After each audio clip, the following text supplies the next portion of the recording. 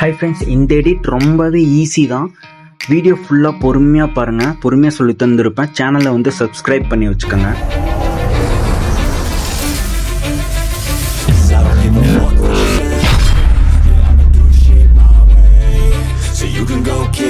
I'ma stack bricks up, build what I want to. Yo, I got a lot of shit to say, so I'ma do this every day. I'll be writing things until I'm fucking buried in my grave. New project select பண்ணிக்கங்க. அதில் வந்து stock அப்படிங்கிற ஒரு option இருக்கும். அதை click பண்ணிங்கன்னா இந்த மாதிரி 3 ஆப்ஷன் காட்டும். இதில் எதை வேணால் நீங்கள் சூஸ் பண்ணிக்கலாம் பேக்ரவுண்டாக. நான் ஃபஸ்ட் ஆப்ஷன் வந்து சூஸ் பண்ணிக்கிறேன்.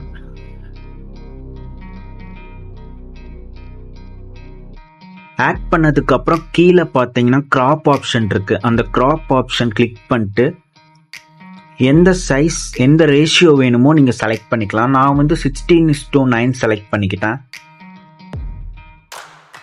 இது லேண்ட்ஸ்கேப் ரேஷியோ. உங்களுக்கு போர்ட்ரேட்டில் வேணும்னா போர்ட்ரேட்டில் செலக்ட் பண்ணிக்கலாம். செலக்ட் பண்ணதுக்கப்புறம் மேலே பார்த்தீங்கன்னா டெக்ஸ்ட் ஆப்ஷன் இருக்குது. இதை கிளிக் பண்ணிங்கன்னா இந்த ஃபஸ்ட்டு ஆப்ஷனை வந்து டச் பண்ணிக்கங்க. இதில் ஆட் அ ஹெட்டிங்னு இருக்குது பார்த்தீங்களா, இதை வந்து கிளிக் பண்ணிக்கங்க. இதில் வந்து ஹைஃபன் இந்த சிம்பிள் வந்து டைப் பண்ணிக்கிட்டே இருங்க.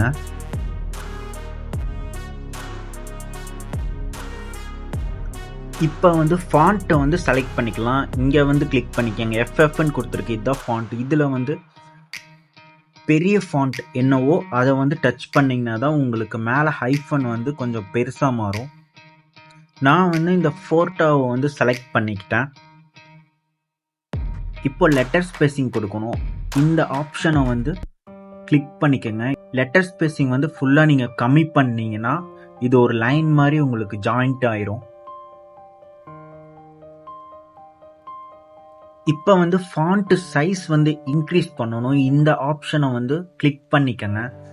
இதை கிளிக் பண்ணதுக்கு அப்புறமா சைஸ் நீங்கள் இன்க்ரீஸ் பண்ணும்போது உங்களுக்கு ஸ்பேஸ் வந்துச்சுன்னா மறுபடியும் அகெயின் அந்த ஸ்பேசிங் ஆப்ஷனில் கிளிக் பண்ணிட்டு இன்னும் கொஞ்சம் ஃபுல்லாக கம்மி பண்ணிங்கன்னா உங்களுக்கு லைன்ஸ் வந்து ஜாயிண்ட் ஆயிரும். மேலே டிக் மார்க் இருக்குது, அந்த டிக் மார்க் கொடுத்துருங்க. இதை வந்து ஃபஸ்ட்டில் கொண்டு வந்துருங்க. இப்போ இந்த லேயரை டூப்ளிகேட் பண்ணணும். இங்கே ஆப்ஷன் டூப்ளிகேட் ஆப்ஷன் இருக்குது. இதை வந்து கிளிக் பண்ணிங்கன்னா இதே வீடியோ லேயர் மேலே உங்களுக்கு வந்து காப்பி ஆயிரும். இப்போ மேலே இருக்கிற லேயர் வந்து கிளிக்கில் தான் இருக்குது. கீழே பார்த்தீங்கன்னா கலர் அப்படிங்கிற ஆப்ஷன் இருக்குது பார்த்தீங்கன்னா, அந்த கலர் ஆப்ஷன் கிளிக் பண்ணிட்டு உங்களுக்கு பிடிச்ச கலரை வந்து சூஸ் பண்ணிக்கோங்க. நான் வந்து ப்ளூ கலர் சூஸ் பண்ணிக்கிட்டேன். சூஸ் பண்ணிவிட்டு மேலே டிக் மார்க் இருக்குது, அதை கொடுத்தீங்கன்னா அப்ளை டு ஆல் கொடுக்கறனாலும் கொடுத்துக்கலாம். நான் வந்து அப்ளை டு ஆல் கொடுத்துருக்கேன்.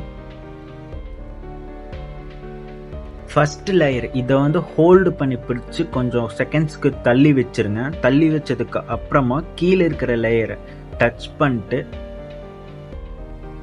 கீழே ஆப்ஷன்ஸ் கொஞ்சம் ஸ்வைப் பண்ணிங்கன்னா ஒப்பாசிட்டி அப்படிங்கிற ஒரு ஆப்ஷன் இருக்கும். அதை கிளிக் பண்ணிட்டு அதை கம்மி பண்ணி வச்சுக்கோங்க. ஒரு 35 அந்த மாதிரி கம்மி பண்ணி வச்சுக்கோங்க. சப்போஸ் கீழே இருக்கிற லேயர் வந்து கலர் உங்களுக்கு சேஞ்ச் பண்ணணும் அப்படின்னாலும் நீங்கள் வந்து கலர் சேஞ்ச் பண்ணிட்டு ஒப்பாசிட்டி வந்து கம்மி பண்ணி வச்சுக்கலாம்.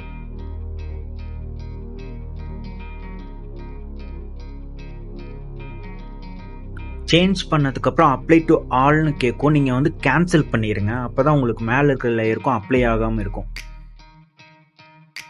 மேலே இருக்கிற ஃபஸ்ட் லேயரை கிளிக் பண்ணிட்டு மோஷன் அப்படிங்கிற ஆப்ஷன் இருக்கும், அதை வந்து கிளிக் பண்ணிக்கங்க.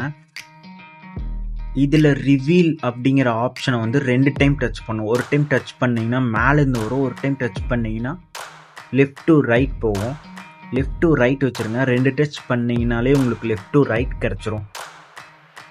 இதில் வந்து டியூரேஷன் வந்து உங்களுக்கு பிடிச்ச டியூரேஷன் வந்து வச்சதுக்கு அப்புறமா டிக் மார்க் கொடுத்துருங்க.